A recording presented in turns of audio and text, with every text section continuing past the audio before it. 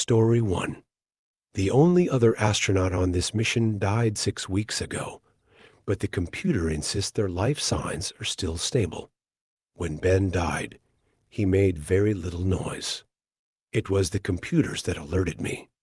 Shrill alarms and flashing lights. I hadn't even gotten out of my sleeping bag before my smartwatch had lit up with half a dozen messages about system failures.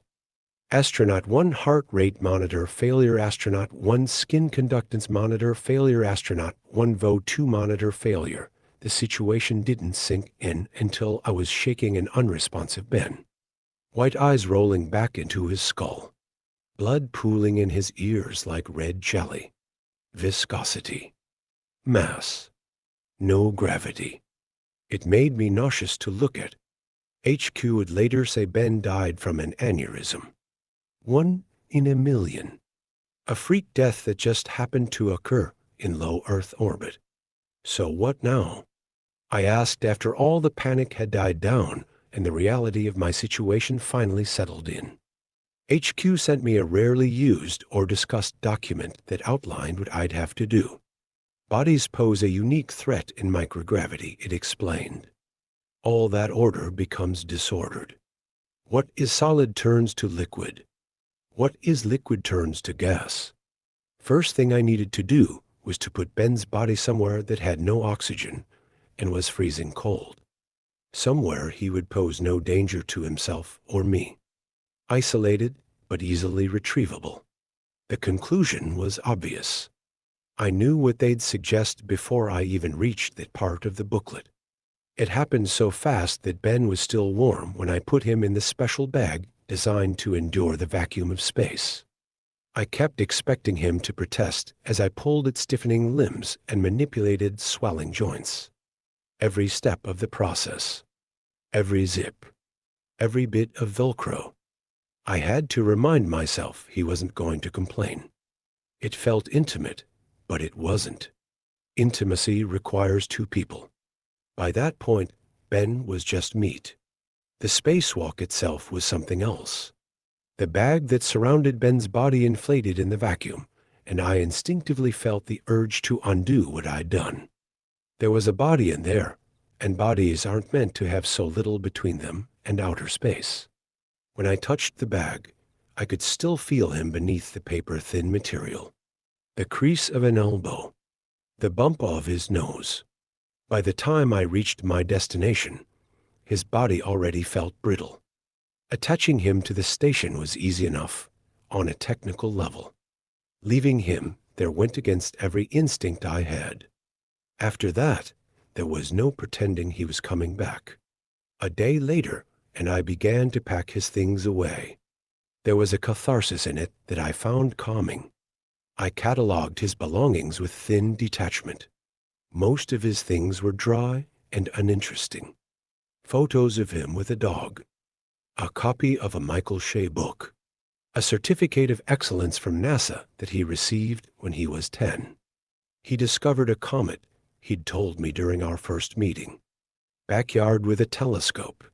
NASA let him name it and everything. That was how he knew he wanted to be an astronaut. Described it as a calling. Ben was like that. A real-life Boy Scout. In life, he'd had no edges. You'd think given our history, we'd be close. 2 men selected based on extensive psychological profiling. Together, we had simulated multiple missions to Mars. 2 on the ground. 1 in space. All of them highly secretive.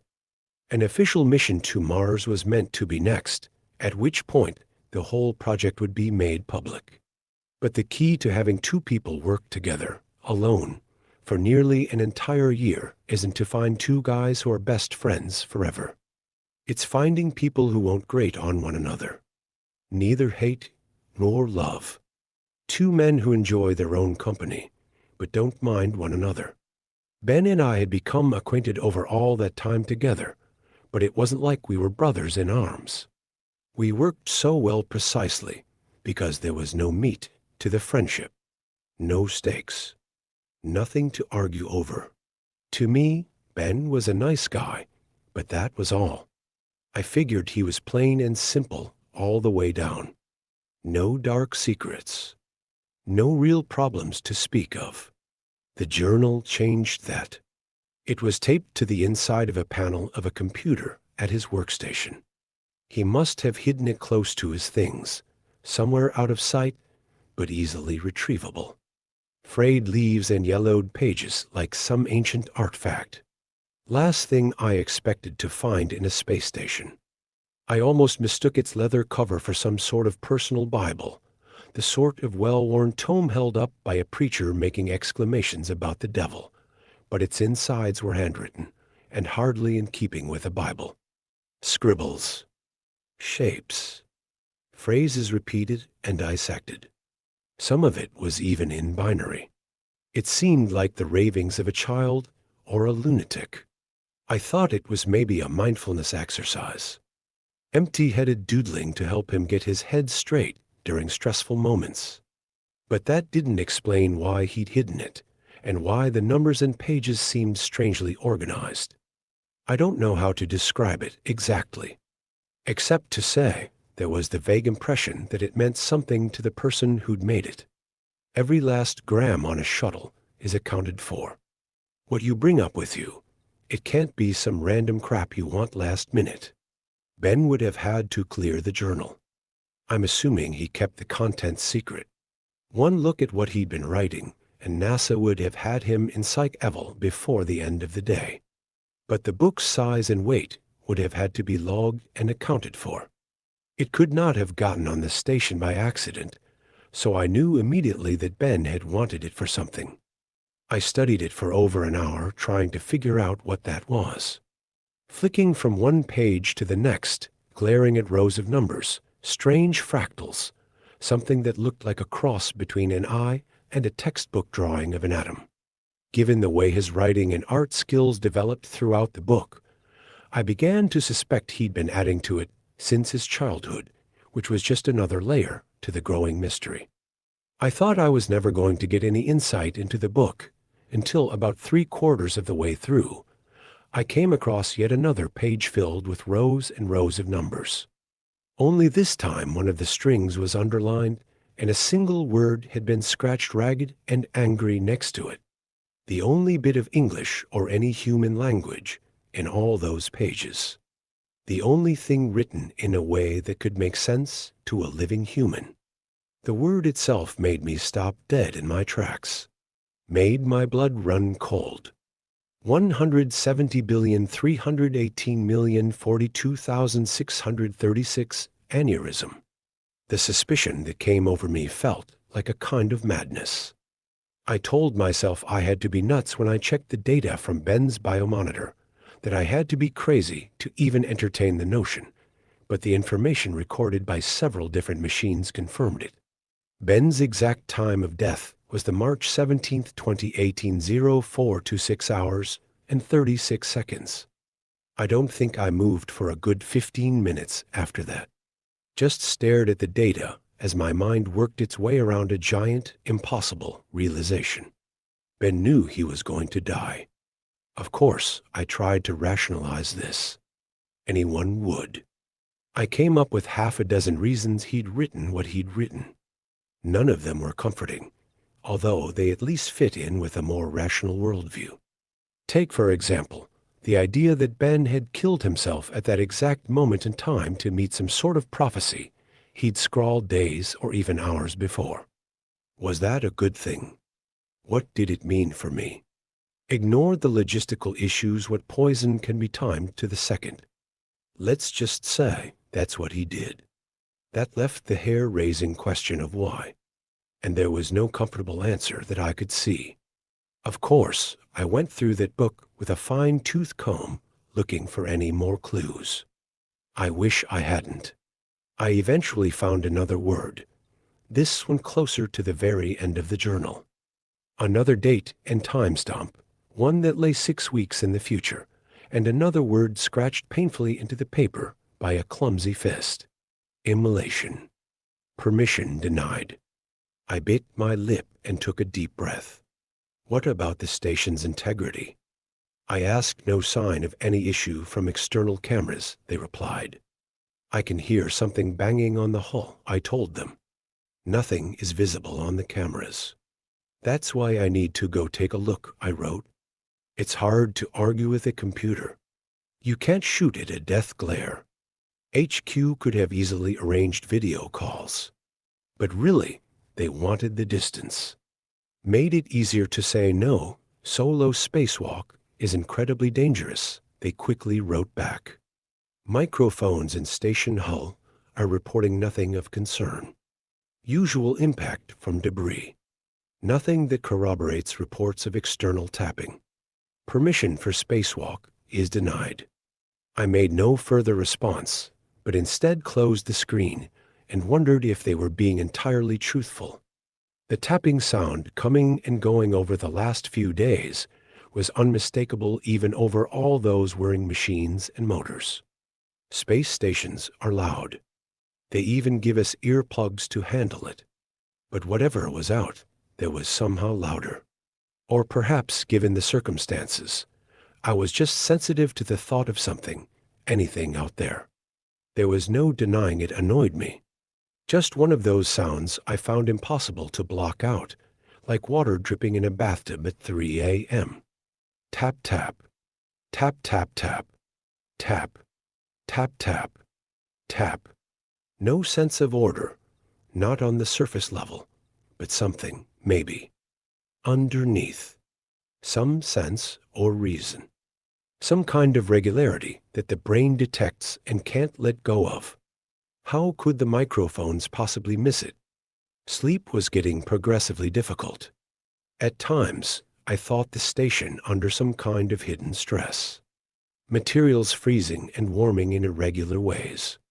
No atmosphere, no conduction of heat. Things get hot in the sun's rays. Objects warm and cool to both extremes. This is routine stuff for anything up in space, of course. But it didn't stop me thinking about all the ways the station was just a pile of metal that could come undone. Could break and tear. Bend and stretch.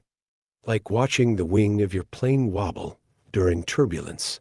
It's an uncomfortable reminder that you're just a monkey in a fancy toy. And what if something had come loose? Something. Oh, haha. At first, I stuck to this notion strictly, asking myself what if some antenna or strap or bit of metal had gotten loose and was banging against the hull. That would be bad. But of course, that wasn't really what I was thinking. It's what I wrote to HQ about. Over and over and over. But what was really on my mind was the thought that maybe, somehow, he had gotten loose. And of course, that's not so silly, right? The specially designed bag he was in, the one that would vent any gases produced by decomposition while maintaining his body's integrity, was brand spanking new. Know how many times it had been tested? Never. Never, ever. Ben was the first. So of course it might come loose. Just because it's space-age technology doesn't mean it's sophisticated. He was strapped to the outside like a Christmas tree to the family sedan. Maybe, I wondered, one of the straps had broken and now he was thumping against the side every now and again. Never mind that there wasn't anything out there to prompt that kind of buffeting. No air. No wind.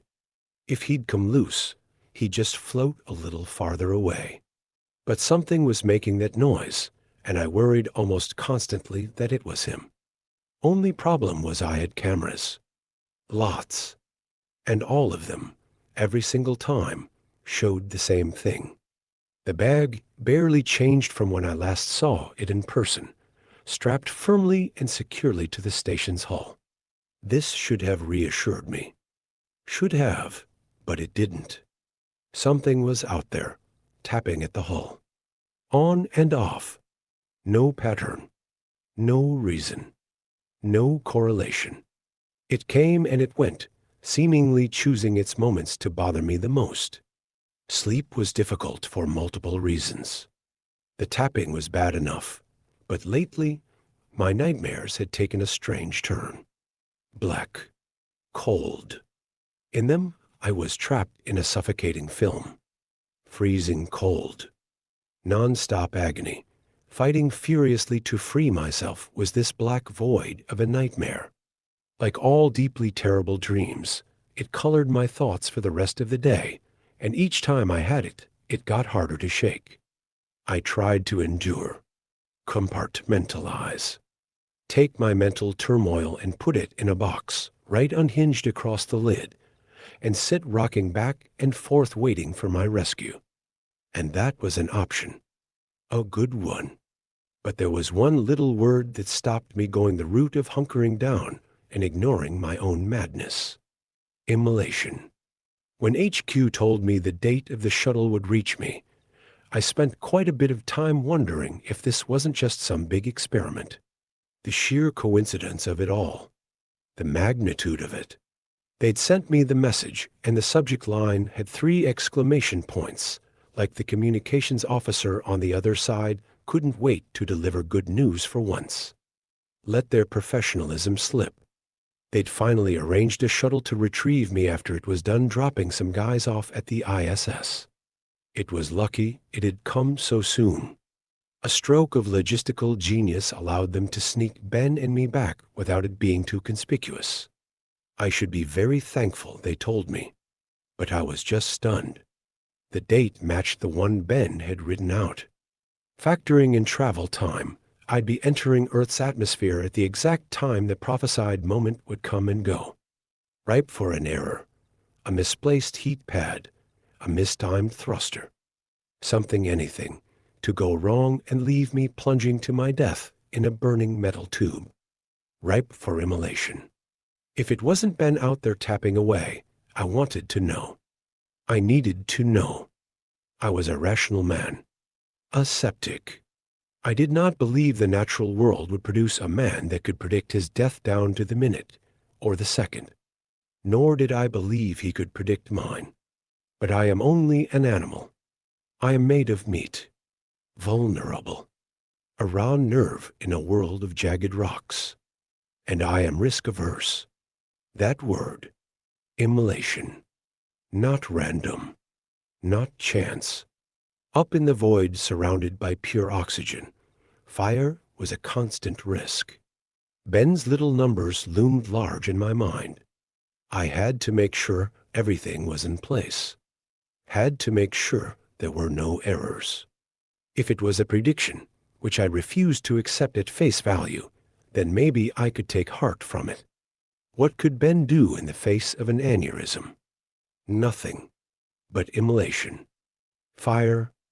An accident. That sort of thing could be avoided. Just so long as everything was in working order. Just so long as everything was where it was meant to be. What did HQ know? Cameras and remote operators. Not enough. No one else was in that tin can except me. Why even have humans in space if you wouldn't trust their instincts and judgments? I needed to know what was making that noise. I needed to get out there. HQ caught on too late. I was inside the suit, the airlock cycling by the time they realized. I chose my timing well. Halfway through my maintenance shift. Told them I was taking a look at the suit, make sure everything was in order. Meant they were slow to catch on to what I was doing. Technically, they could stop the process at any stage. They could do anything from their side. But I threatened to force a manual override that would shut them out from that part of the system. They told me they'd court-martial on return, but that was a piss-weak threat. For me, the stakes were higher than a court-martial. In the end, they backed down. Know how hard it is to build a space station in secret. It came first. If the spacewalk went wrong and I died, the station would still be there. $1 billion asset awaiting the next top-secret mission. It was my neck on the line, not theirs. I accepted it. Under time pressure, HQ accepted it too. By the time the door finally opened and I was able to gently guide myself out and around the rim so that I was clinging onto the station's exterior, they'd already tapped into the cameras and were guiding me along to my destination. But it was background noise to me at that point. Their voices and little pings. Constant readouts of suit temperatures and the distance to the station hull. Meaningless. All of it. What mattered was the sound. Tap, tap, tap. I was anxious by this point. Or perhaps, if I'm honest, scared. Space is all extremes. Not just heat, but light too. The shadows cast are vast and strange.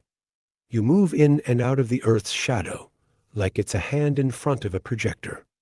And the ones cast by yourself and your surroundings are a special kind of black. The station, with its myriad of pipes and cables, was covered in abyssal shadows. Long warped things with ambiguous origins. Sometimes I looked at the darkness and wondered if there was anything there at all, or if the station was simply bisected by some kind of strange cosmic force. Like I might fall into it somehow, forever lost. Normally, I'd think it was beautiful. Spacewalks had for me, in the past, been an almost religious experience. This carried the same sense of weight, but for very different reasons. I felt watched. Something I tried to ignore, but it got harder and harder. Kept looking over my shoulder. Kept overthinking every little bump and vibration I felt on the station's hull. By the time I reached the place where I had strapped Ben's body, I was close to a panic attack. That whole part of the station was covered in darkness. The kind where I couldn't see a damn thing.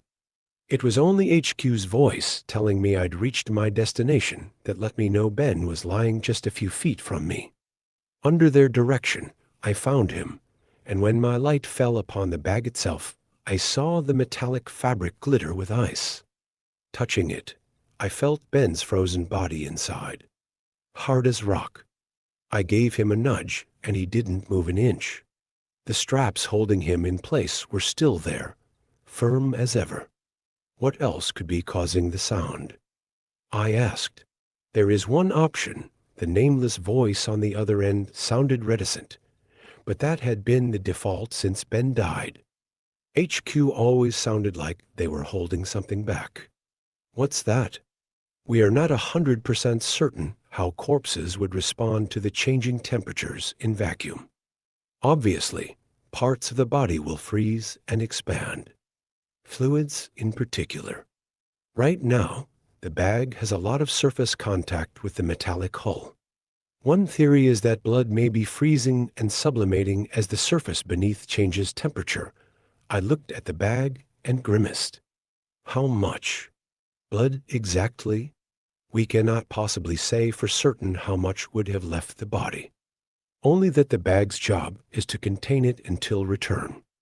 We are able to confirm using instruments in the station that the panel you're standing on is well below freezing. Everything should be in a manageable state, so to speak. Solid, likely one large clump, they replied. And then after a moment, they added, you wanted this. It would be a waste of resources now that you're out here not to investigate further. You need to look inside. Of course I'd wanted this, hadn't I? To satisfy my morbid curiosity? To address the rabid thoughts in my mind that had kept me awake, filling what little sleep I had with nightmares. Now that I was at the threshold, I found myself so afraid that even moving my hand took a kind of effort. And yet, I had no choice. I had to see this through. The bag opened with a specially designed zipper. No sound, but I could feel the click, click, click of the specialized teeth opening up. It's stupid, but as I unfurled the flap, I could have sworn a terrible fetid stench passed over me. It lasted no more than a few seconds, but was so vivid, I turned and snapped my eyes shut as they watered. Power of suggestion, I told myself as I reopened them. That was all. Nothing more. No air. No sound. No smell. I took a few deep breaths, tried not to let the incident unsettle me further, and looked inside the bag. Multiple people watching my video feed gasped while I made a fairly unflattering noise somewhere between a moan and a cry. I'd expected something. God, at worst, I'd expected something ghoulish. Blue skin, icicles collecting around the eyelashes, like a body found in the Arctic. But Ben had transformed. Great jagged shards of frozen blood had erupted from the eyes and ears and mouth. His jaw dislocated to an unnatural angle as an icicle the size of my forearm forced its way out. His neck was broken, his torso shredded with strips of flesh hanging off in ribbons, and his hands were clawing at his face with bizarre yellow nails. They'd even left grooves in his skin. What the fuck is this? I asked no one in particular, only to realize that HQ had been talking amongst themselves the whole time. A malfunction in the bag. Unexpected pressure. Temperature changes. No, this isn't normal. Let's not pretend this is normal. Guys, I shouted, splitting the chatter and leaving silence. Why are his arms like that? Muscle spasms, possibly caused by, well, whatever caused the unusual reaction in his circulatory system. Maybe that caused his arms to curl up towards his face? There are scratch marks on his cheeks, I replied. Skin under his nails. Are we sure he was dead when I brought him out here? A dozen urgent, alarmed voices, all desperate to avoid even the slightest hint of responsibility, told me no, that was not possible. But looking down at Ben's tortured face, I couldn't help but feel a bit of doubt. I was about to ask what I ought to do next when the sun rose across the station. Unlike Earth, this wasn't a gentle morning. It flipped like a light switch. Thankfully, the suit reacted before it had a chance to blind me, but the temperature began to rapidly climb.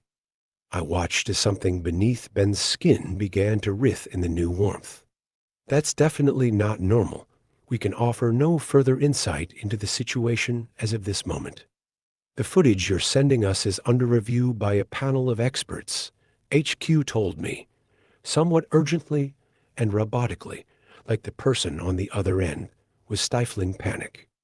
Current orders are to take samples, reseal the bag, and return to the station.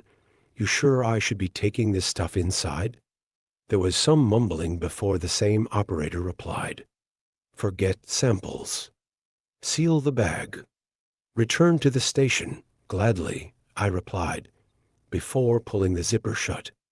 I was keen to leave and made the journey back faster than I should have. That crawling sensation you feel when being watched, it was all over me. Made me clumsy, and I knocked myself more than once on the way back, like I was suddenly unused to the suit's controls. I just couldn't escape the notion that everywhere I looked someone or something had darted back just out of view. Of course, that was impossible, so I told myself. What could survive out in space? But it only made it that much worse to imagine something slinking into the shadows, tapping on the hull, stalking me every step of the way back. When I finally reached the door, the tension inside me rose. If something was going to happen, it would happen now with my back turned on infinity. I had never felt so vulnerable. Reynolds. The sound made me jump.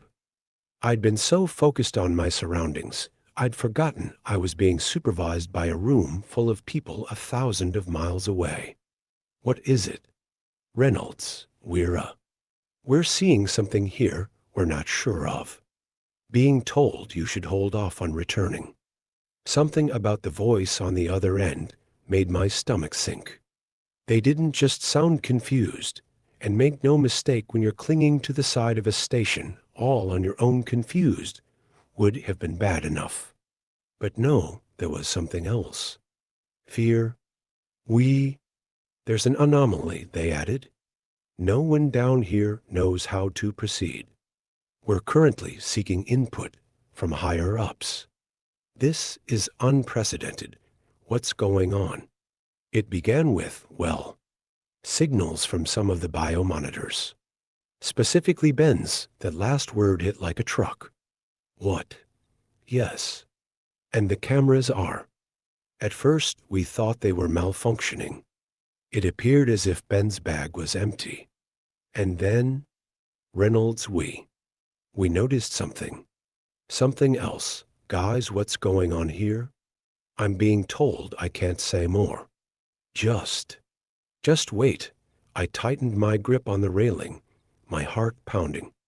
Finally, the door cycled open, and I was ready to disregard all orders when the man speaking to me from HQ practically screamed in my ear. Don't enter.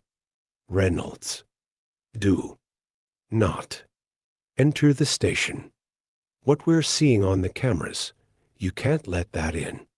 If something's out here, I'm getting to safety before it reaches me. Tap, tap, tap. I stopped. My brain processed. I'd heard that. I'd heard something in the vacuum of space. I looked around at my hands, my feet. That couldn't be possible. Not unless. Tap. Tap, tap, tap. Tap, tap. Without moving my head, I turned my eyes towards the very edge of my helmet's vision and watched as a single yellow fingernail tapped gently on the glass. The man in HQ spoke in a terrifying whisper. He's on your suit. The terror that shot through me was electric. White fire coursing through my veins. Without even thinking, I reacted like I just found out there was a grenade strapped to my back. All instinct. No rationality. I cried out and swung around, trying to knock Ben off my back, but all I accomplished was setting off some alarms as I damaged my suit. Get it off. I screamed at no one in particular. Get it off me. I thrashed desperately and felt something shuffling around the exterior of the bulky suit. Finally, my eyes fell on something useful. The jet controls. I fumbled my hands into place and immediately blasted myself into the open pressure chamber, turning at the last minute so that the back of the suit smashed into the thick secondary door. I only hoped that whatever was clinging to the back of me was destroyed by the impact, but when I looked up, Ben was still out there gawping at me with a mouth full of frozen blood. Slowly, his movement packed with the eerie confidence of a predator, he prepared to enter the station. Reynolds, get away from the door. We're initiating an emergency shutdown. Ben had one hand inside when the door slammed shut and cut it off. Even in space with the bulkhead between us, I could have sworn I heard him scream. There was no ignoring Ben or the sounds he made. Not anymore. Terrible thumps that battered the station, their location changing seemingly at random. This drove the people on the ground insane. Oh, I'd heard my fair share of rationalization over the last few hours. Been sent books worth of written material from every type of expert you could imagine. Ever since my colleague's death, I'd been wrestling with all sorts of bizarre thoughts. But after the spacewalk, it was like they'd spilled out of my head and were now terrorizing other like-minded skeptics. Try as they might, no one in HQ could make sense of it. But they didn't have the journal. After what happened during my spacewalk, it became a priority for me to figure out what the fuck was going on. Those numbers Ben had recorded weren't gibberish. I'd sort of known that from the start. To read them was to feel like you were reading another language, something secret and hidden. And while I never cracked the code, not even now after all this time, I did figure out where Ben had found it. Light. The trick was to dig deeper into Ben's research. Specifically a pet project of his he'd spent nearly his entire life chasing. A little comet, a ball of ice, way out in the Kepler belt close to where the solar system abates and the great cosmic void begins. Something small and insignificant that rotated and shifted and occasionally caught the sun, bouncing photons right back at us. A glittering snowball so faint as to be invisible unless you happen to look at the right place at the right time. Like Ben did when he was just 10 and playing with hobbyist Dad's backyard telescope. A light in the darkness. A light that spoke to a few instruments Ben had adjusted to record each little emission. Flash on, flash off, flash on, flash off, flash on. Tap, tap, tap. Binary to hexadecimal, and from there, God, something else. Something that spoke to him. Something out there had spoken to him. I don't know what scared me more. The sound of a reanimated Ben pounding away at the station, an imminent all too near threat. Or the thought of something in the void whispering unknown secrets to a man for the last 2 decades. An idea that occasionally rose over me like the tide, swallowing me whole if I dwelt on it for more than a few moments. I never did figure out what the transmission was saying, but I was transfixed nonetheless. Not just by Ben's little journal that contained hundreds, thousands of handwritten records, but the live transmission he had set up on his computer, the one he'd converted into a sound. It was like an earworm on steroids. Like white noise made of acid, a flood of alien ideas that left me confused and drooling if I listened for too long. All told, I spent no more than a few days with access to that transmission, and by the end, I felt like I was on the verge of melting away. But Ben had been exposed to that thing since his childhood. Spent years and years listening and recording and waiting, working towards something none of us could really hope to understand. I had to assume that transmission was responsible for his death, and even worse, what had happened to him afterwards. Had it always been the reason for his coming to space? Had the Ben I'd known just been a sham? The sound, the light coming from out there. It felt wrong. It wasn't a gentle lull or a siren's pull. It was dark and overpowering. Why had he given into it? Why had he done everything it wanted? How much of his life had been lived because of its needs and wants? One thing I could be sure of as I spent days listening to Ben's furious rampage on the exterior of the station, whatever had spoken to him. It was hostile, and it couldn't be allowed to come back with me. Reynolds, I'm being told this is going to be a bit of unconventional pickup. I scoffed as I finished suiting up. That was an understatement. What did they tell you? I asked as I pulled the helmet down and initiated the door's opening sequence. There are concerns about contamination, the pilot told me. Not sure what that means. Didn't say if it was biological or chemical. All sounds a little weird if you ask me. But we're meant to pick you up mid-spacewalk. Is that right? Yup, I replied. Huh. You up for that? We're told we can come about 200 meters away, but you'll have to close the rest with the suit's thrusters. Gonna be something else for you. Untethered journey from one vehicle to the next. It's never been done before. I'm well aware of the risks, I said. Just keep your eyes peeled. This time it was his turn to scoff. For what? He cried. You'll know it when you see it. I made the journey with my back to the shuttle, floating in the wrong direction at a slow but consistent speed. My eyes glued to the station, looking for some signs of Ben. There was the occasional flash of something red, a slight shimmer of movement often obscured by some of the station's panels and antennae that let me know he was still on the exterior, skulking around somewhere. So long as he stayed there, I knew I'd be okay. But the entire time I kept waiting for the other foot to drop, for the tension to finally explode into that life-threatening danger I knew was waiting for me. It came as a surprise when I finally approached the shuttle without incident. Pilot told me I was a few meters away and it was time to turn around, so I did, drifting around as gently as a diver returning to the surface. I had my back to the station no more than a few seconds when the pilot grunted. Huh. That's odd. He sounded nonchalant, but the object that hit me was anything but minor. Ben, uninterested in making the journey safely, had launched himself off the station as fast as he could. And with no way of slowing down, he hit me at full speed, slamming me up against part of the door frame and sending us both tumbling out into the void before anyone had even had the time to register his attack.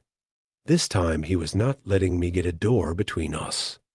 He scrambled over my suit like a deranged insect, one that I desperately tried to swat away as the great void spun around us both.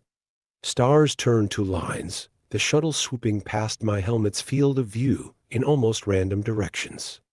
It was sickening and terrifying, and I hoped to God I'd be able to correct the spin before it got out of control, but all of that came second to the monster who was clinging to my suit.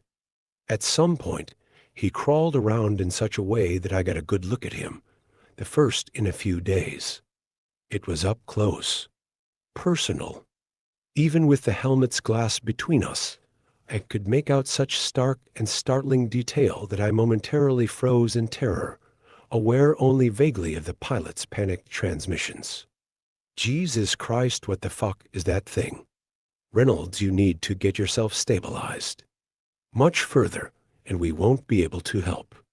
And whatever you do, you need to know that fucking thing isn't coming aboard this shuttle. I wanted to reply, but I was busy trying to get an arm between me and Ben, who was now a profusion of jagged red crystals of varying sizes.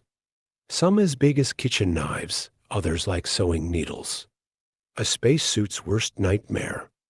A puncture wouldn't lead to the immediate decompression you're probably thinking of.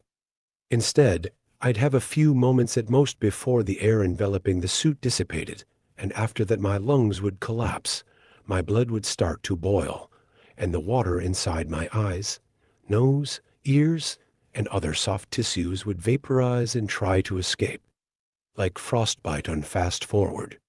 But punctures weren't my sole concern. I knew I had to stop Ben's hands getting a grip on the helmet. I don't know if whatever had animated him had access to all his memories, but Ben sure as shit knew how to remove a helmet from the exterior, so all my focus went on keeping his nasty little fingers away from my neck. A puncture would still leave me enough time to return to the shuttle, but with no helmet, I'd be doomed to a very painful death. So I fought the best I could, knowing everything hinged on me pushing him away. But Ben was lithe and insectal, constantly slipping out of reach whenever I got close to giving him a good shove. His fingers could easily find purchase on the suit and its many little greebles, while I was basically wielding oven gloves that offered no dexterity. I had no hope of shaking him off the usual way, but I did have something on my side. Inertia. The whole time we'd been spinning furiously, and that rotational force was just about the only thing trying to peel the two of us apart. So far, I'd been fighting it, but why?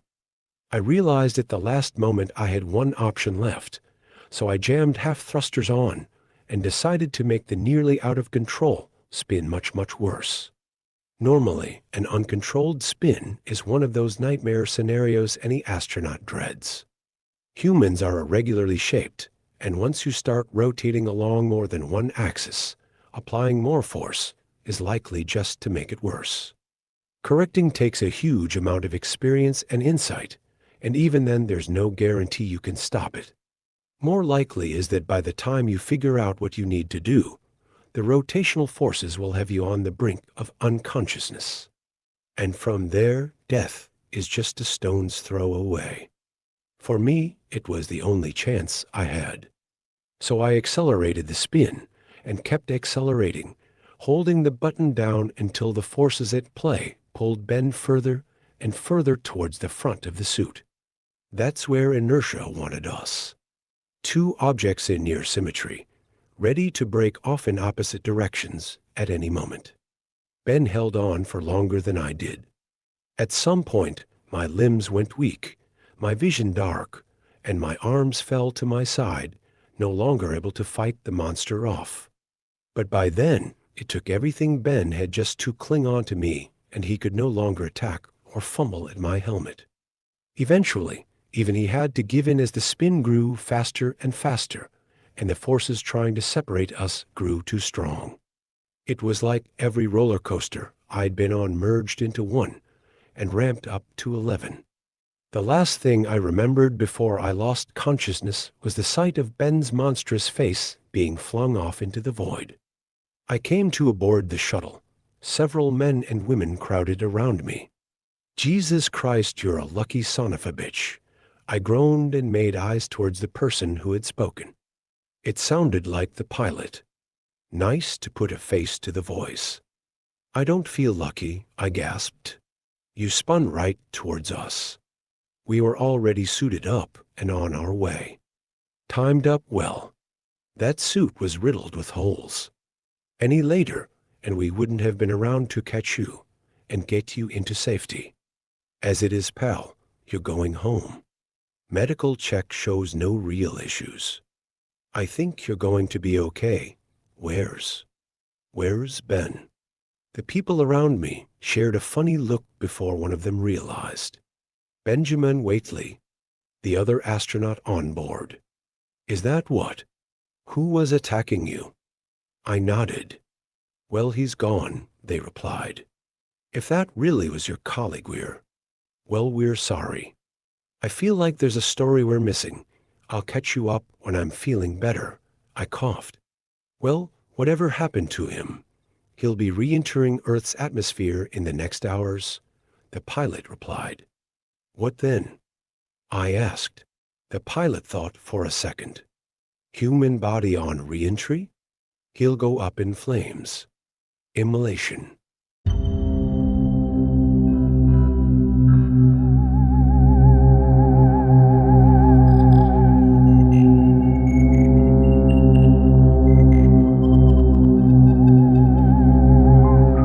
Story 2.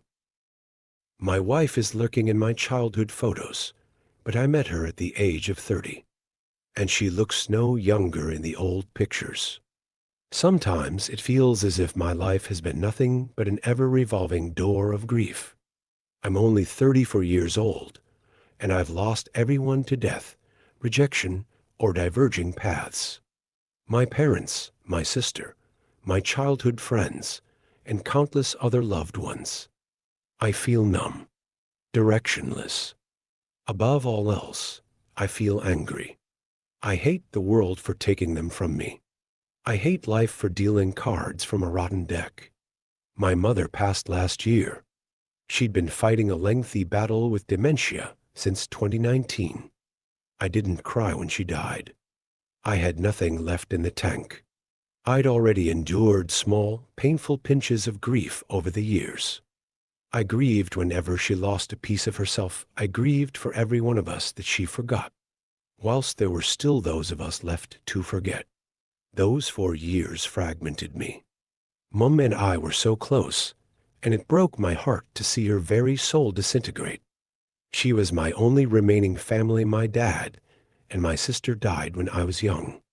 And slowly, everyone else vanished too.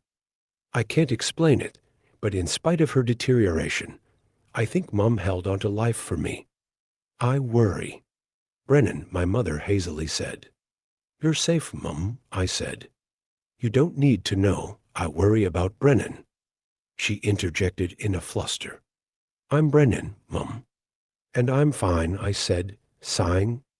"I worry," she absent-mindedly whispered. When my mother died in February 2023, I was left with one person in the entire world, Olivia.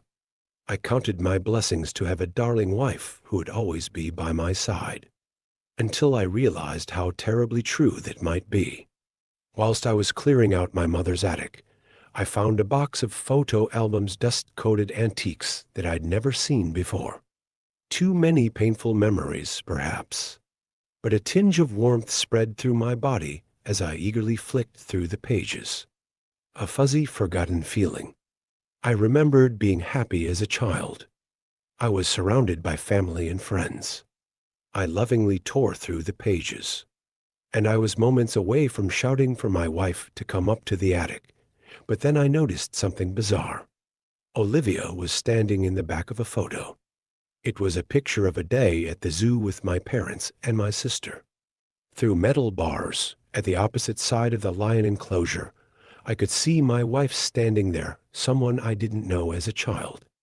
But it was her. There was no doubt about that. Distinctive black hair, fair complexion, and petite physique. She wore a thin, knowing smile that seemed unbefitting of her or any version of Olivia that I'd seen before. My stomach gurgled nervously, but I smiled and laughed it off.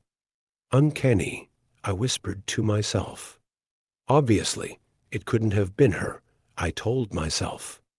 We're the same age, and she would have been a child at the time.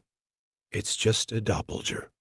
I carried on flicking through the pages, and then a lump formed at the surface of my throat. My wife appeared again. This time, it was a photo of our family's Christmas gathering in a restaurant. And outside the window, beneath a smoking shelter, a solitary figure stood and watched us.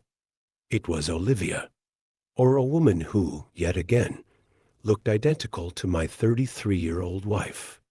Once is nothing. Twice is a coincidence.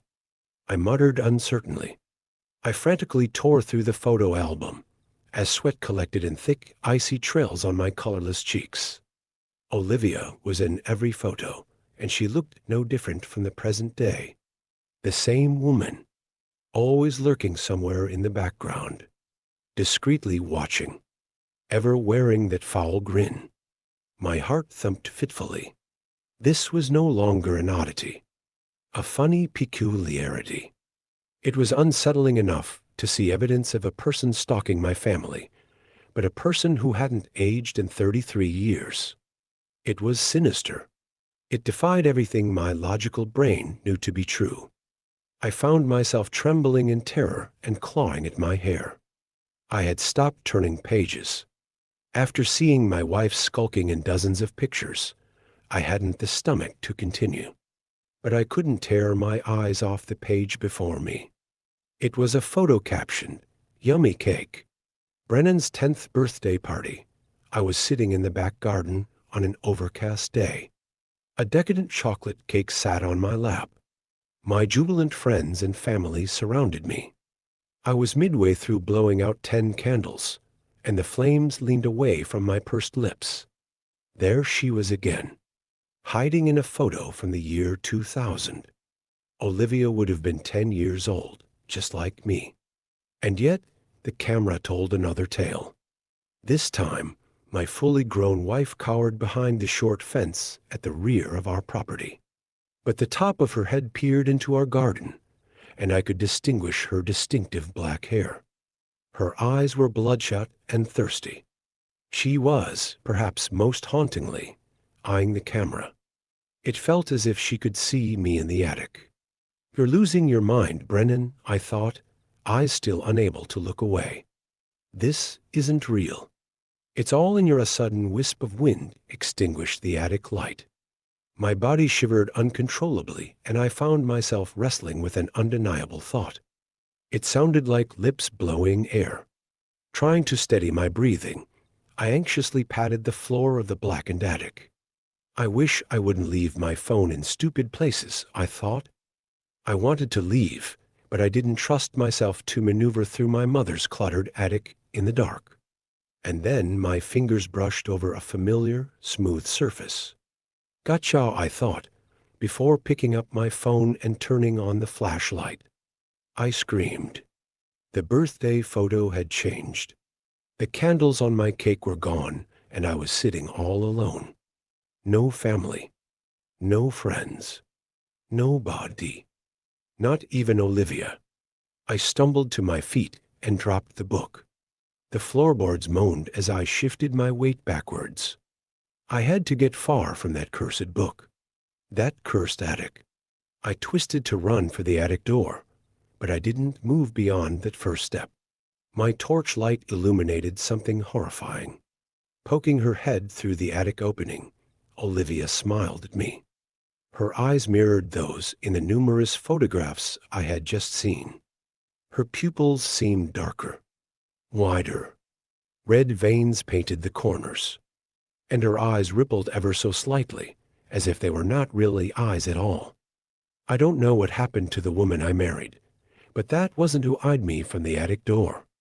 She was a horror. Some rabid mouse that had soundlessly slithered up the stairs and the ladder. My wife giggled. "I'll eat you from the inside out." And then the woman plummeted through the attic door, disappearing from sight. Thinking only of escaping, I lunged for the open door. But something seized my ankle, chaining me to the attic. I spun to face my shackle, and my mouth parted in wordless terror. From the open page of the photo album, Olivia's twisted arm and face had emerged. She offered a toothy grin and unhinged eyes as she attempted to pull me into the picture. Vile bile, so rich. And with our consummation, it becomes complete. I cried in agony as I was dragged to hell by the thing that I had loved for 3 years. A hellish demon I had believed to be my wife. But it seemed I truly had nobody left. Nothing but a cancerous tumor clinging to my very essence. It was draining the last of my pain, the last of my suffering. I closed my eyes and thought of my loved ones. The loved ones I was certain I would shortly see again. As the terrifying, demonic limb pulled my leg into the photo album, I prepared to meet whatever fate awaited. All of that anger, the years spent in a perpetual psychological nightmare, for nothing. I visualized my mother's smiling face, and a calmness swept through my mind.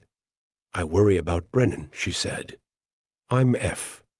I started to fib, before deciding to unburden the weight on my chest. "No, I'm not fine, Mum. But I will be." Suddenly, the hissing ceased. All sound ceased.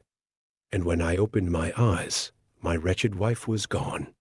My ankle was no longer merging with the laminated plastic, but it throbbed painfully. The bottom of my trouser leg bore claw-shaped tears, and it was stained with fresh blood.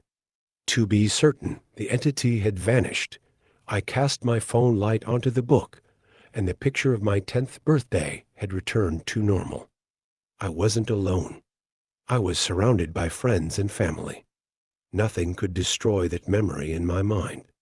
But I shuddered as I turned the pages of the book. My smiling wife was still lurking in the photographs. I fled the house, and I haven't looked back. It's been a year, and I don't fear the memories anymore. I'm moving forwards. I'm learning to love again. I'm learning to open myself to new people and new memories. But I still fear loss. After all, that horrifying woman waits for me. I know she does. I fear the day that I notice her in a new photo.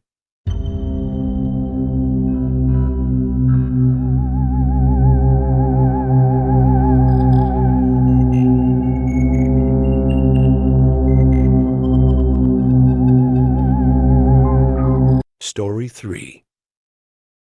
My wife's wedding vows were strange.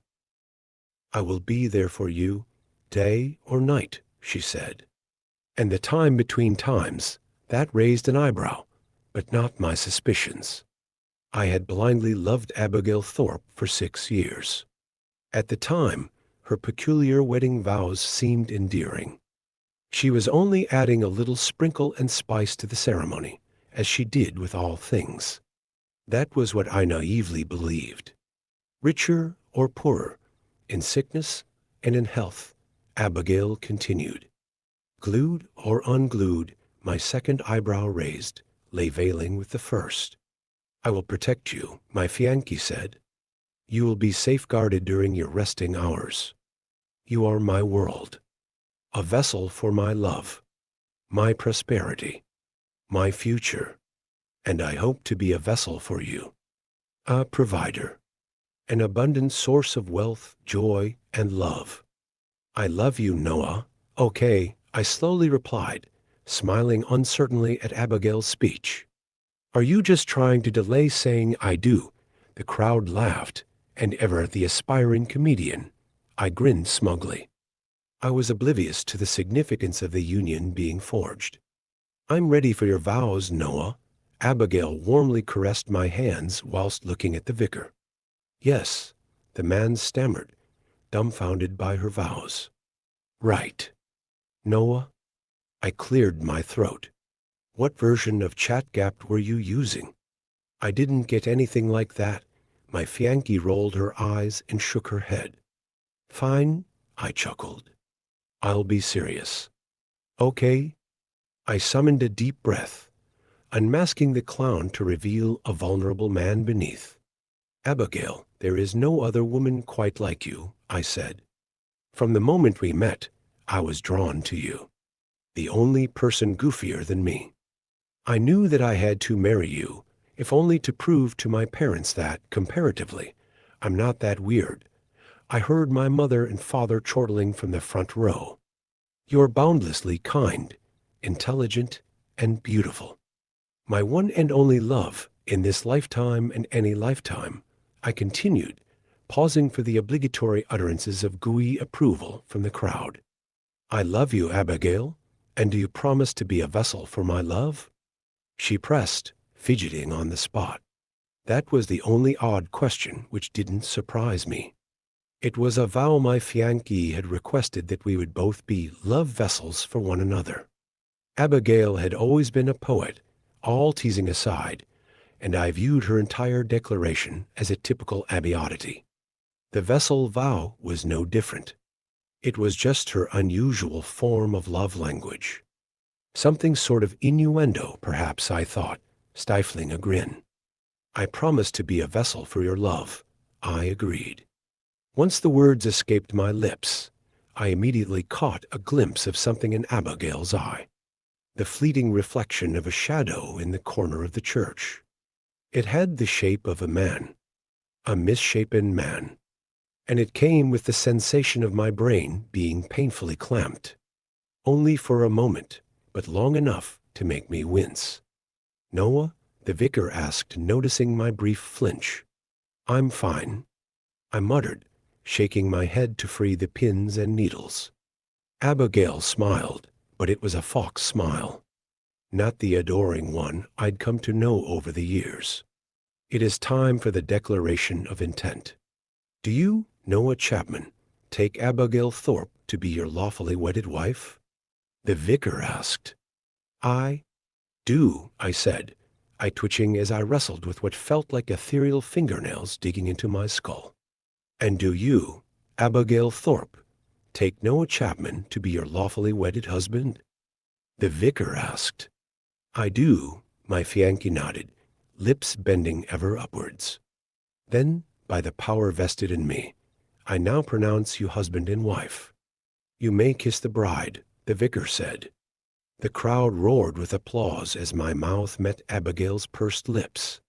Much like her smile, much like that entire ceremony, it was nothing like any other kiss we'd shared. I had never felt both warm and cold from her touch. I'd never felt that way from anything. It was the happiest moment of my life, yet it was clouded by trepidation, a clinging fear. But what followed was not horror. My wife and I began a whirlwind romance, a relationship deeper than the one we had prior to marrying. That swiftly flushed any doubts down the drain. The slight blip on our wedding day must have been jitters. That was what I chose to believe. A glitch, but one that made the most sense. The first bump in the road came a month down the line. The topic of our living situation arose for the 100th time. From her late parents, Abigail inherited the family home and a sizable plot of land. She wanted us to move there. Understandable, of course. However, I resented the idea of her relatives viewing me as a gold digger. Her great-aunt once made a chastising remark that stuck with me. Everybody knows the Thorpe name, she huffed to Abigail. I've got my eye on you, Chapman. The implication infuriated me. I was already financially stable before meeting Abigail. I worked as a senior software engineer. I didn't need the Thorpe fortune. The house is yours, I told my wife. Do what you want with it, but don't feel that you have to include me. It's your inheritance. I'd rather not move into that place, Abigail groaned. Stop being so stubborn, Noah. It's not a handout. Okay? We're married. What's mine is yours. Well, What about Chris? I pointed out. Isn't he interested in it? Does he not resent your parents for leaving the estate to you? He inherited a sizable sum of money, the yacht and the lake house, Abigail said. My brother received just as much wealth as me. Does he see it that way? I asked. After all, we are talking about Thorpe Manor. That's your family's heritage. Heritage? Oh, please. Chris only cares about money. My wife laughed. You need to get over this, Noah. Nobody is going to despise you for living in that house with me. Forget my great Aunt Gertrude. She's a bitter old woman. An aunt, might I add, who my mother hated. Arguing with Abigail was like chewing skirt steak. It was tough, and it ended with jawaache. Naturally, I eventually buckled and agreed to move to Thorpe Manor. In fairness, Abigail was right. I was being stubborn. I admit my flaws. Pride is one of them. In truth, I did want to move there. The property was one of unbeatable splendor, and I was secretly jubilant at the prospect of living in a manor. Marital bliss resumed. All seemed well for the following few months, better than ever before, as I said. I forgot all about the argument and the strangeness of our wedding day. And then came the migraines.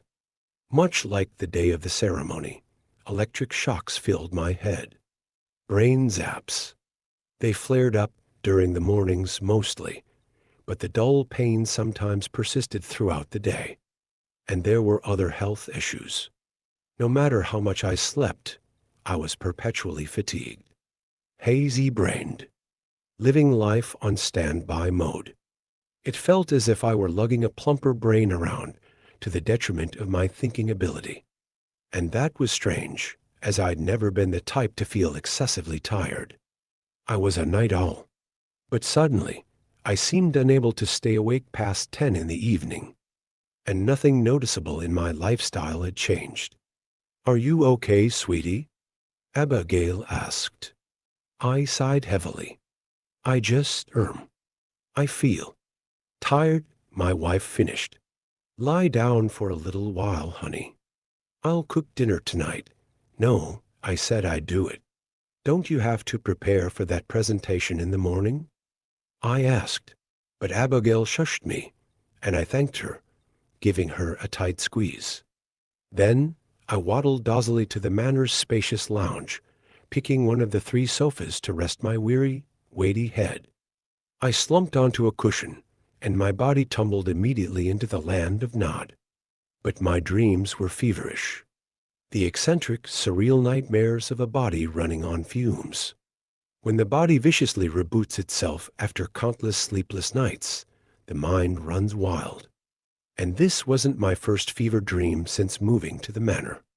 Just as it wasn't the first time I'd seen the man in the corner of my sleep-fueled visions. The man with gray eyes and no other features on his face. I woke from my nap around 6:30 in the evening. I'm sure I would have slept until dinner was ready, but the sound of an agitated conversation disrupted my rest. You need to leave, Abigail urged. It's far too early for you to be. He's asleep. A man's familiar voice interrupted. Let's do it now. I'm growing impatient. No. Dinner's nearly ready, my wife huffed. He'll be waking up soon. There'll be time later. Fine, a woman grunted. At the midpoint then, at the midpoint, Abigail said. I squeezed my eyelids together, body trembling as I tried to decipher the coded conversation. I was racking my brain to pinpoint those voices. I was distracted during dinner. I wanted to confront Abigail about the mysterious visitors who left before I pretended to wake up. Of course, she would have known that I'd been eavesdropping.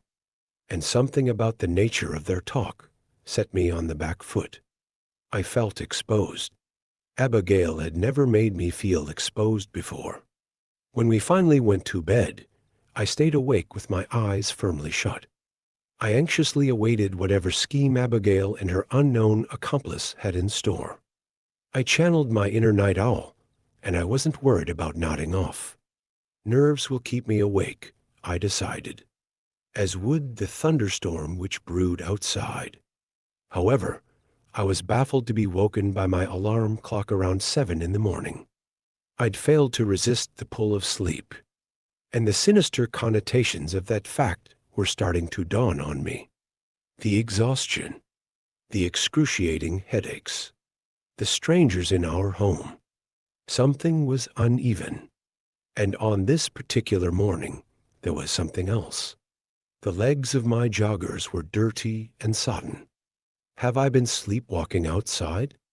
I wondered. I wasn't convinced, so I resisted the urge to mention anything to Abigail. It was all connected somehow. My wife had something to do with it, and I devised a way to find answers. I would film myself, see whether I'd been getting up in the middle of the night, going for strolls, repeatedly bludgeoning my head, perhaps. There had to be a logical explanation for everything, even the conversation. You might have misinterpreted or misheard them, I suggested to myself. Or better yet, it may have been a dream.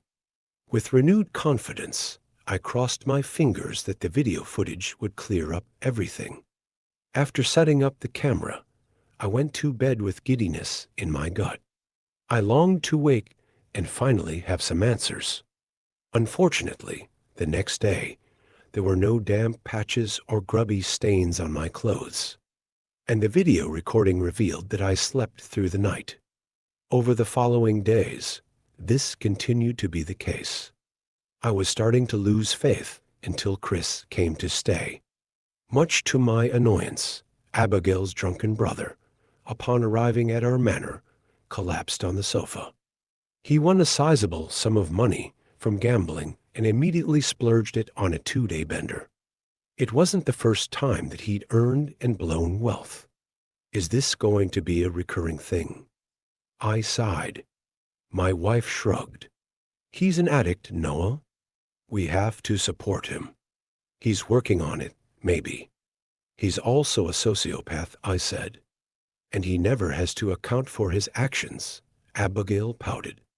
Look, he's still my brother. Besides, he actually came here too. Clear his head. Right. I nodded disbelievingly, rubbing my own pounding forehead. Speaking of which, the migraines are back. I'm going to bed. Okay, sweetie, my wife said, planting a kiss on my sore brow. Good night. The next morning, I woke to that familiar feeling of disorientation. And for the first time, I was glad about it. I knew exactly what it meant. I rushed to my computer, uploaded the footage from the hidden camera, and fast-forwarded through the events of the prior night. What the? I began. At midnight, Abigail's eyes opened fully. She lay on her back, as stiff as a plank, as if she'd never really been asleep. As if she were hardly human, for that matter. My wife rose like a machine, and her stiff limbs carried her to the bedroom door. When she opened it, Chris entered. It's time. Is he ready? My brother-in-law asked. Abigail nodded. Good, the man replied, before clearing his throat. At the midpoint, you unglue, in a blur of motion too fast to track, something awful happened. My body split in two. Abigail and Chris watched silently as my sleepwalking form rose from the bed, unbinding itself from the black, shadowy shape of a body left on the bed. My real-life jaw fell. I watched as my wife and brother-in-law walked out of the room, followed by my zombified body. And left behind, there was only a black spectral form atop the bed, a shadow that had my vague shape. It was a vibrating energy, with my outline rigidly frozen in place. Hyperventilating, mind crippled by existential dread, I shivered in front of the computer screen, watching an unmoving recording of some terrifying spirit. After half an hour, Abigail and Chris returned, followed seconds later by my shuffling, lifeless shell. Are you satisfied? My wife asked Chris. Never, her brother coldly replied. Are you? Yes, my wife said. Tucking my body back into bed, it lay atop the Black Spirit. Then why do you do the same? Chris asked, offering a wicked smile. Abigail ignored him. I'm a vessel for your love. You glue, with those words, the dark specter reunited with my body. Skin absorbed the blackened form. A second later, after rebinding, my recorded self started snoozing soundly. I love him, my wife said. You love what he can give you, my brother-in-law taunted. Good night, Abby. After her brother left the room, Abigail stood in silence for several minutes. She stared at the wall, panting heavily. I don't know what she felt. Rage, sadness, frustration. All I know is that her breathing suddenly slowed until she looked entirely peaceful, serene. And then her head cracked to the side, facing the filming camera. Fuck, I cried, falling off the desk chair. And as I climbed to my feet, my eyes were drawn to the shape in the office's doorway. Abigail was home. I've been waiting for you to wake up, she sighed. Noah, I can explain. What the fuck, Abigail? I screamed. What the fucking fuck? I didn't know how to tell. I'm leaving, I cried, charging towards the stranger in the doorway. Day or night? Heed your vow, she whispered. In a surge of excruciating agony, I felt my body tear in two. And by the time I realized that, I was left staring at my own physical form. It stood before me like a statue. I was a disembodied spirit, enduring a terrifying outer body experience. Don't worry, Abigail said, leaving my frozen spirit behind as she led my physical shell out of the room. I'll fix you. As my wife and my body exited the office, the colors of reality swirled around me, and I stumbled into a liminal landscape of brimstone and hellfire. Strangely, I recognized it. Something stirred in my memory bank. I'd been to that place before, numerous times, every time the Thorpes split my soul from its vessel. And when I woke, I forgot. I was left with nothing but a pounding head and questions. I decided that time would be different. Hello, I called. I wandered through the arid abyss, tentatively peering around rocky mounds and sighed, stepping trickling streams of fire, lava, or whatever otherworldly substance blazed in that wasteland. The sky above was black, but it was not filled with stars. It was an infinite emptiness. Not a sky at all. Not anything. After what could have been an hour or a minute of wandering through nothingness, I eventually abandoned my mission and resigned myself to Abigail's fate. With a deep sigh, I turned my head and prepared to head back. My feet failed me. Following at a distance of no more than 10 yards was a looming, gangly figure. A man with limbs like those of a human, but there was nothing about him that was from our world. He was built of loose, peeling flesh-revealing mounds of black, beating mush beneath the surface of his skin. And as a flare of otherworldly lava lit the air, it illuminated patches of fur on his body. Much like the man of my nightmares, he bore 2 gray eyes and no other features on his terrifying face. You return to the place between, Noah Chapman, the being lowly noted, speaking from all directions. I shuddered, stumbling backwards. Yet again, you have forgotten my face, he said, tilting his horrid head to the side and eagerly viewing me. Perhaps, if I wear your lovely skin, you might recognize me. The creature took a silent step towards me, and I wondered whether it had been soundlessly pursuing me for the entire time I'd been in its ungodly land. Terrified of the impossibility before me, I stepped backwards, but the being was nimble, large, omnipotent in its realm. I had no doubt. What do you want? I asked. No, he replied, inching ever closer. You should be asking what they want. I panted fearfully, retreating slowly from the approaching abhorrence. Its eyes glistened a muted gray, swirling in endless whirlpools that threatened to consume me. What have they done to me? I asked. Where am I? Better questions, the creature replied. They tied you to Abigail, and they are using you. As for this realm, you are in the place between places. I clawed my head frightfully. Using me for what?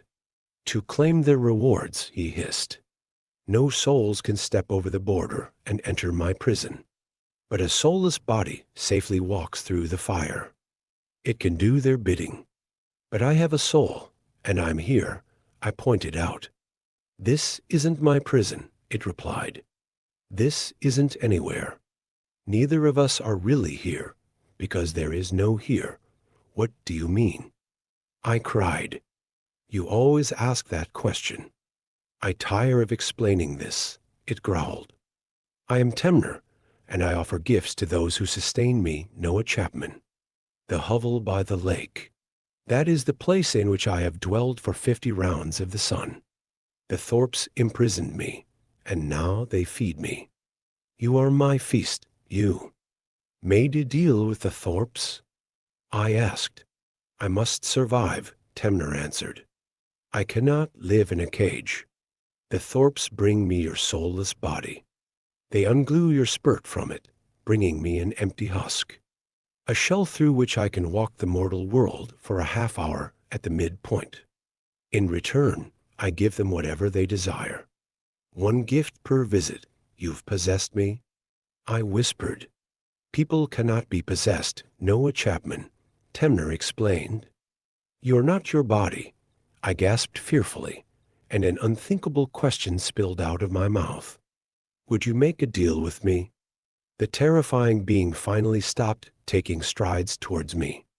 He surveyed me with great interest, crinkling his featureless face in a way that almost had the appearance of a direful smile. You have never asked that before, Noah Chapman, it replied. What manner of deal? I want. I stammered, searching for the words. I want freedom from the Thorpes. Freedom from you. This place. All of it, and in return. It asked. If not your body, I require something else. I gulped. I don't have the stomach to sacrifice another human to you. Even a cruel one, Oakwood, Temner said. I paused. Oakwood. Yes, it continued. The Thorpes denied my request. I do not need much. Just a taste. Why? I cautiously asked.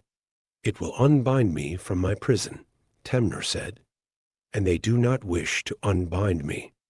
They need me. Endlessly. Again and again. For all of their selfish desires. I won't imprison you, I replied. I only need one thing from you. We need the same thing, it seems, Temner noted. Freedom. Such sickly poetry. I am curious, however. Why haven't you ever fetched Oakwood for yourself?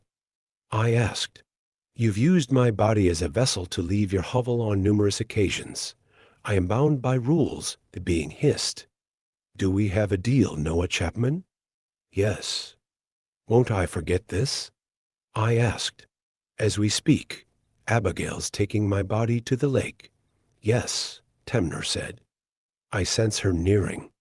I shall have to leave this purgatory. And as she always does, she will ask that I make you forget. Will you bring me the Oakwood if I lie? I shuddered and nodded. By the midpoint, it continued. I nodded again.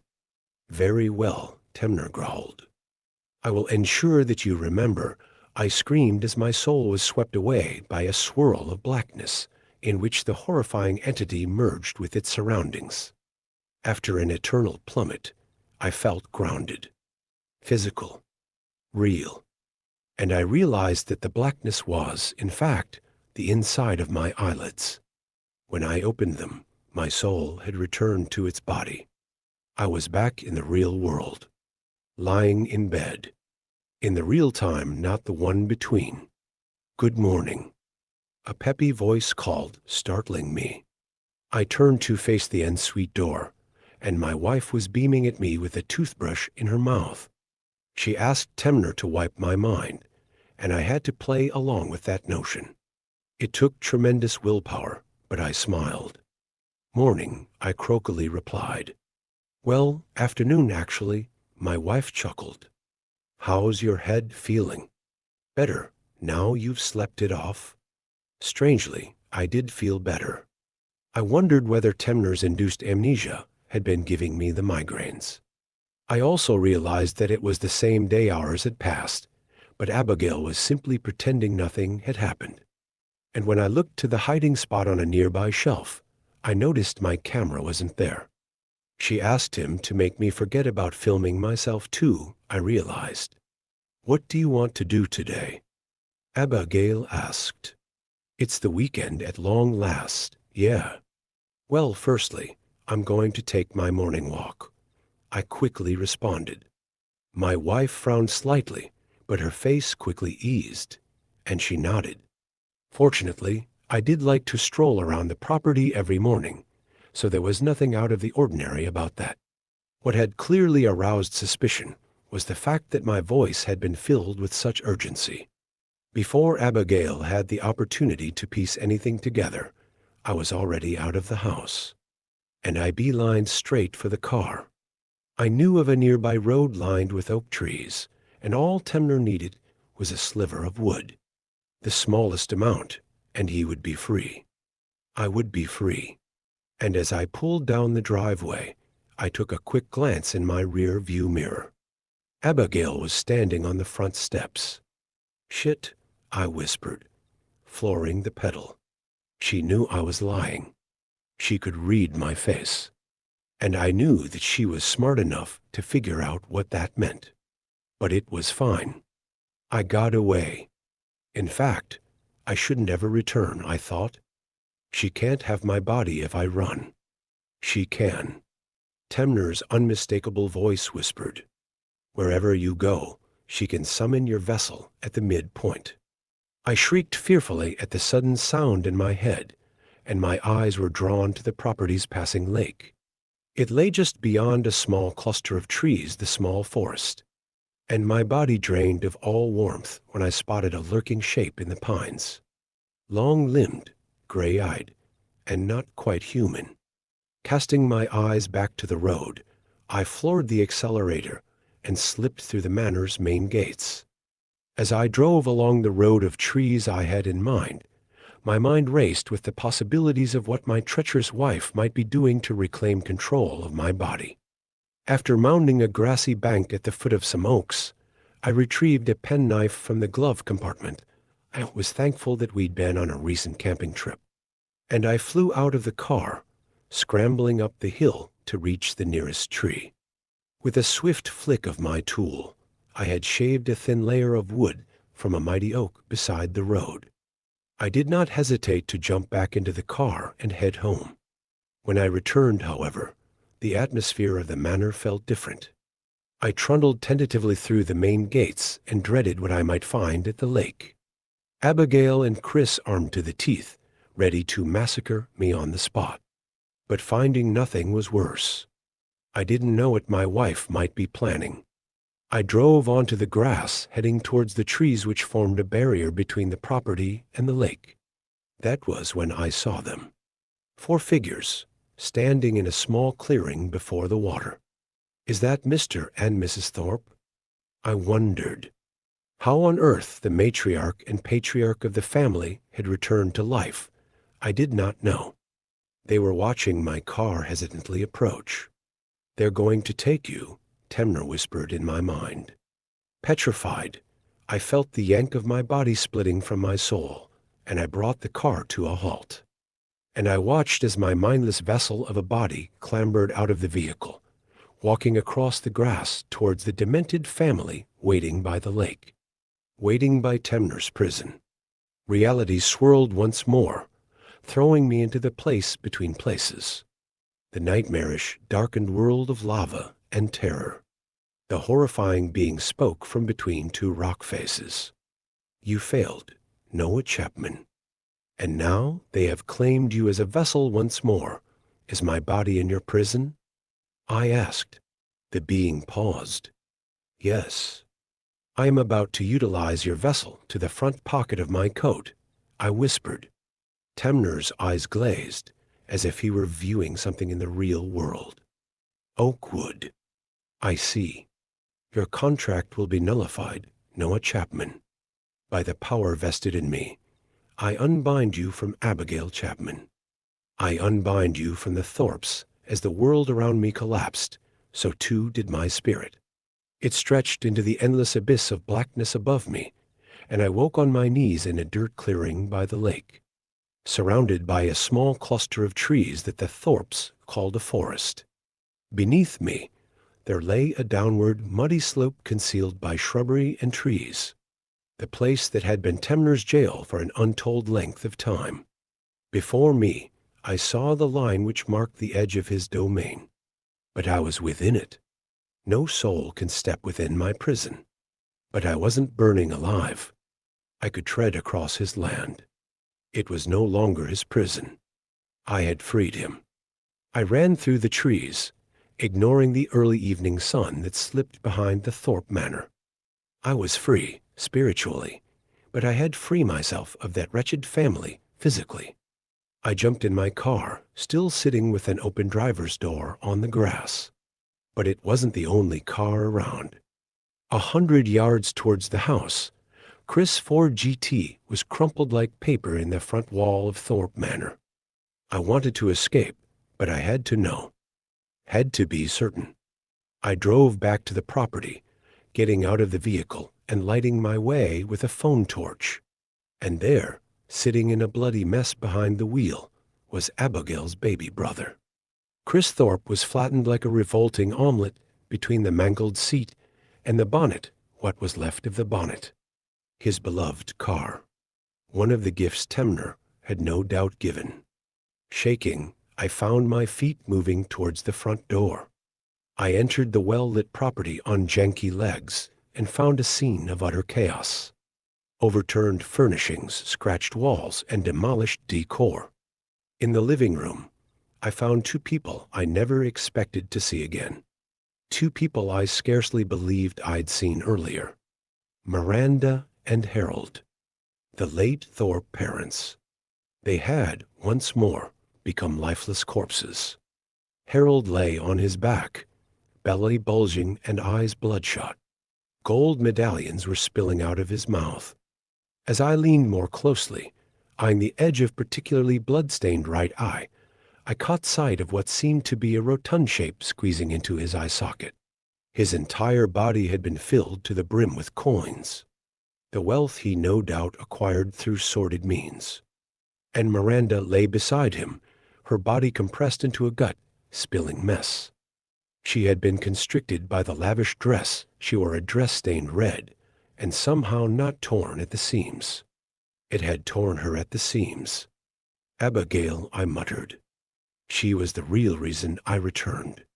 In spite of the horror she and her family had inflicted upon me, I still loved the woman. I still had to know what became of her. Temner had slaughtered the others. I knew he wouldn't have spared her.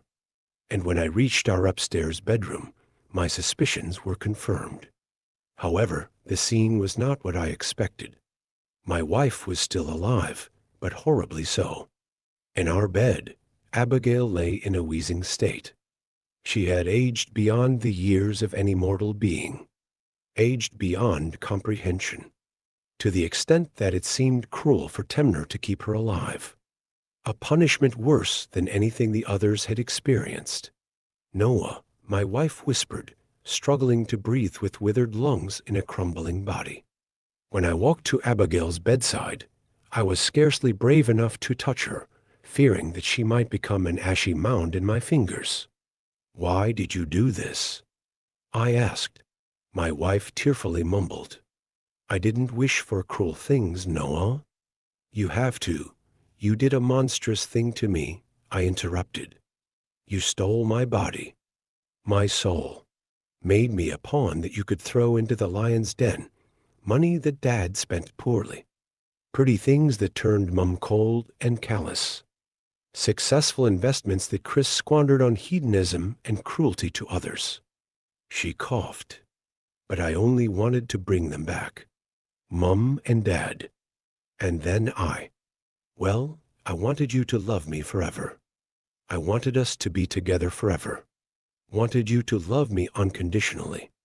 I was greedy too. This is his punishment. Killing me with age and heartbreak. That's a lot of wants, Abigail, I whispered bitterly. And they came at the expense of me. No, it wasn't going to hurt you. Abigail whispered, eyes fading. Look what it did to all of you, I said. I only pray it upholds its end of the bargain. My wife's eyes widened. What did you say? Bargain? Did you strike a deal with Temner? Did you free it? She gasped near soundlessly, barely clutching to life. I nodded. After you imprisoned him. Abigail shuddered. Is that what he told you? We found him, Noah. Locked away in the hovel.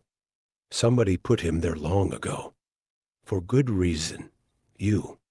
Somebody else. I don't really care, Abigail, I sighed. This was the only way to free myself. My wife produced a single tear, all she had left to give. May something have mercy on your soul, Noah, for there is certainly no God left. This is Temner's domain now, as my wife faded into the pit of emptiness we all find at the end of the road. I reflected on her dying words. What use would there be in lying to me? Over the many weeks following her death, I keep wondering what she meant. Should I not have freed Temner? I know what he craved within his prison. What does he crave beyond it?